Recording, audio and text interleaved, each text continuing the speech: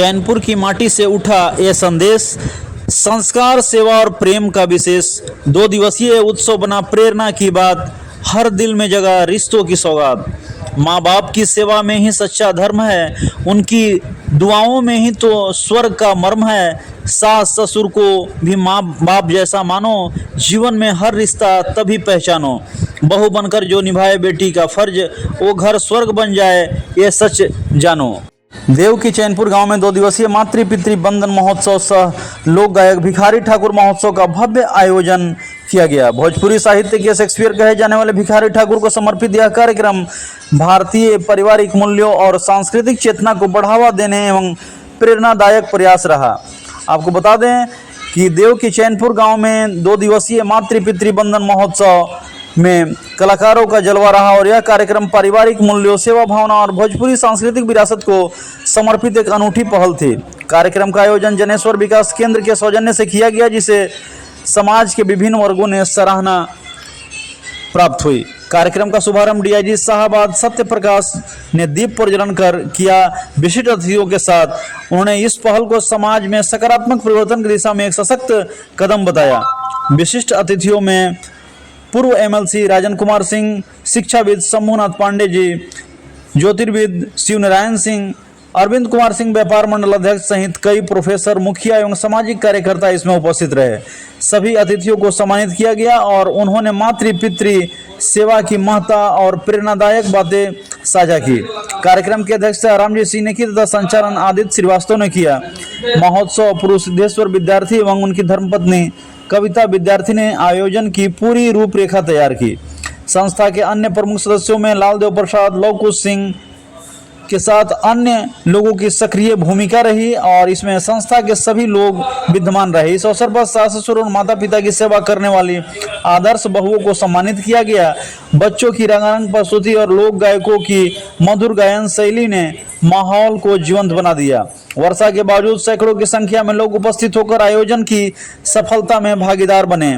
यह महोत्सव न केवल एक सांस्कृतिक आयोजन था, बल्कि समाज में सेवा, सम्मान और संस्कारों के पुनर्जागरण का संदेश भी लेकर आया।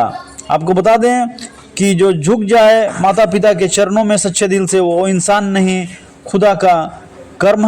मातृ पितृ बंधन एवं भिखारी ठाकुर महोत्सव में शाहबाद डीएसपी ने क्या कुछ बताया, आइए आपको सुनवाते हैं। मातृ पितृ महोत्सव और भिखारी ठाकुर महोत्सव का समागम एक ही दिन है, यह किस प्रकार का पहल है? नहीं, ये बहुत अच्छा पहल है। हमारे लोक गायक के रूप में जाने जाते हैं भिखारी ठाकुर जी, और उन्हीं के द्वारा समाज में बहुत सारे सुधारात्मक प्रभाव पड़ा है उनके लोक गायक से, उनके रंगमंच से, और उन्हें बिहार का, भोजपुरी का, खास करके शेक्सपियर के रूप में जाना जाता है।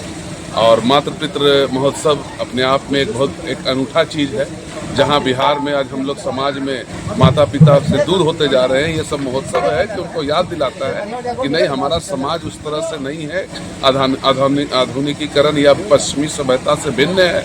आज हम लोगों को देख करके पश्चिमी सभ्यता, माता पिता के वंदना में लोग लग गए हैं, और हमें अपने माता पिता को नहीं भूलना चाहिए। चूँकि काफ़ी जगह जो है मंदिर के नाम पर जो है महोत्सव कराए जाते हैं या कुछ पर्यटन के नाम पर कराए जाते हैं, लेकिन यहाँ मातृ पितृ को ही महत्व दिया गया है। यह किस प्रकार का पहल? बहुत अच्छा पहल है जो भी इन्होंने करवाया है, जो फाउंडेशन है उनके द्वारा। ये बहुत अच्छा पहल है और इस तरह की और आवश्यकता है। धन्यवाद। क्या कुछ संदेश देना चाहेंगे? नहीं, अच्छा है। आप लोग अपने माता पिता में ही भगवान बसते हैं और कहीं दूर जाने की नहीं है। माता पिता की सेवा करिए, वही भगवान है आपके। तो आज हमको माता पिता बंधन महोत्सव मनाना पड़ रहा है। इसका अर्थ हुआ कि माता पिता के प्रति बंधन का भाव हमारे मन में अब नहीं रहा। तो आज जैसी परिस्थिति के बीच में ये बन रहा है, तो मुझे प्रसंग याद आ गया कि एक बार भगवान इंद्र जो है गोकुल पर कुपित हो गए और उन्होंने इतना क्रोध किया और कहा कि आज मैं गोकुल को बारिश से बहा दूंगा, डुबो दूंगा। और भगवान इंद्र की चुनौती बाल रूपे कृष्ण ने स्वीकार किया और कहा कि प्रभु आज हम लोग दोनों आमने सामने हैं। तो आज चैनपुर की जो दशा थी, मुझे ये लगा कि भगवान इंद्र कुपित है कि आज चैनपुर को डुबो दूंगा। और भगवान कृष्ण की भांति सिद्धेश्वर विद्यार्थी जी खड़े रहे कि गोवर्धन पर्वत उठाए रखे। ये जो वाटर प्रूफ टेंट है, ये गोवर्धन पर्वत का काम कर रहा है।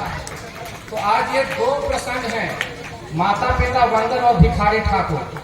दिल्ली यूनिवर्सिटी का प्रोफेसर 1 घंटा बोलता है और 1 घंटे बोलने की कीमत 5,000 रुपये होती है। तो एक बात मैं आपको बता दूं कि दुनिया का कोई भी धर्म आज तक यह साबित नहीं कर पाया कि मुझे ईश्वर ने पैदा किया है। अगर मेरे माता और पिता का मिलन नहीं हुआ होता तो मैं नहीं पैदा होता। और इस बात के 1000 तर्क मैं दे सकता हूं, ईश्वर को हमने पैदा किया है। कि भक्त न हो तो भगवान कैसा। और सबसे ज्वलंत उदाहरण उंगा पहाड़ का है कि आज से 30-40 साल पहले उंगा पहाड़ पर एक जगह सिंदूर लगता था और गांव की माताएं बहनें जाती थी पूजा करने और हाथ में लगा हुआ सिंदूर किसी और पत्थर पे पोंछ देती थी। तो दूसरी महिला गई तो उसको लगा कि 2 जगह सिंदूर है तो 2 जगह भगवान होंगे, तो उन्होंने 2 जगह सिंदूर लगाई, उन्होंने अपना हाथ कहीं और पोंछा। तो आज गंगा के पहाड़ पर इतने भगवान हैं कि सिंदूर लगाते लगाते कमर टेढ़ी हो जाती है, भगवान नहीं खत्म होते। तो माता पिता, आज सबसे पहले जब कार्यक्रम की शुरुआत हुई तो गणेश वंदना की गई। आप जानते हैं गणेश की वंदना सबसे किसी भी आयोजन में सबसे पहले क्यों करते हैं? क्योंकि गणेश ही वैसे देवता है। जब माता सरस्वती और भगवान शंकर ने यह चिंता की कि हमारे बाद हमारा उत्तराधिकारी कौन होगा, 2 बेटे हैं, झगड़ा हो जाएगा, भाइयों में संपत्तियों को लेकर के झगड़ा होते रहता है। तो बोला कि जरा दोनों की परीक्षा ले लीजिए और कहिए कि भाई जो धरती का भ्रमण करके सबसे पहले पहुंचेगा हिमालय पर, वह हमारा उत्तराधिकारी होगा। और कहते हैं कि भगवान गणेश माता पिता की परिक्रमा कर लिए और कहा कि भाई मेरी दुनिया तो आपके लोग हैं। तो आज प्रवृत्ति क्या हो गई है कि माता पिता की श्राद्ध करके जाते हैं तो 5 लाख रुपया खर्च कर देते हैं, ये कहते हुए कि लोग क्या कहेंगे, समाज में हमारी इज्जत क्या रहेगी। और जीवित माता पिता के प्रति श्रद्धा का भाव नहीं रखते हैं। तो जिस दिन हम अपने माता पिता के लिए श्रद्धा का भाव रखना शुरू कर देंगे उस दिन हमको 5 लाख रुपया खर्च करके श्राद्ध करने की जरूरत नहीं पड़ेगी। इसलिए अपने जीवित माता पिता का इज्जत करना सीखिए। श्राद्ध तो होते ही रहता है। धर्म और नैतिकता 2 अलग अलग चीजें हैं। धर्म नहीं रहेगा तो ये देश चल जाएगा। मैं मंदिर जाऊं या ना जाऊं उससे मेरे सेहत में कोई फर्क नहीं पड़ता है। इसलिए नैतिक होना जरूरी है। और जिस दिन हम अपने माता पिता का इज्जत करना सीख लेंगे उस दिन हमको केदारनाथ, बद्रीनाथ और रामेश्वर जाकर के तीर्थ करने की जरूरत नहीं पड़ेगी। इसीलिए संसार तो यही है, माता पिता ही हमारे उसमें है। और पिता माता का जो आह है ना बहुत दूर तक लगता है, याद रखिएगा। जब गलती से श्रवण कुमार के पिता की हत्या हो गई राजा दशरथ से, तो जब रोके हुए लोटे में पानी लेकर के राजा दशरथ उनके अंधे माता पिता के पास पहुंचे तो श्रवण कुमार के पिता ने यह कहा कि महाराज दशरथ, मैं वैश्य जाति का हूं और मेरी पत्नी शूद्र जाति की है, इसलिए आप पे ब्रह्म हत्या का पाप तो नहीं लगेगा, लेकिन आपने एक बेटे के पिता की हत्या की है तो पिता का आह आपको लगेगा। और देख लीजिए उस आह से राजा दशरथ भी नहीं बच सके। 4 पुत्रों के होने के बाद भी जब राजा दशरथ की मृत्यु हुई तो एक भी बेटा उनके पास नहीं था।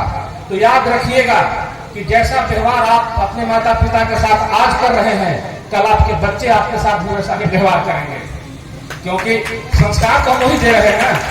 तो अगर आपको अपना बुढ़ापा ठीक करना है कि बुढ़ापे में कोई सिद्धेश्वर विद्यार्थी जैसा बेटा हमारी स्मृति में हमको नमन करे, तो आज अपने माता पिता की इज्जत करना शुरू कर दें।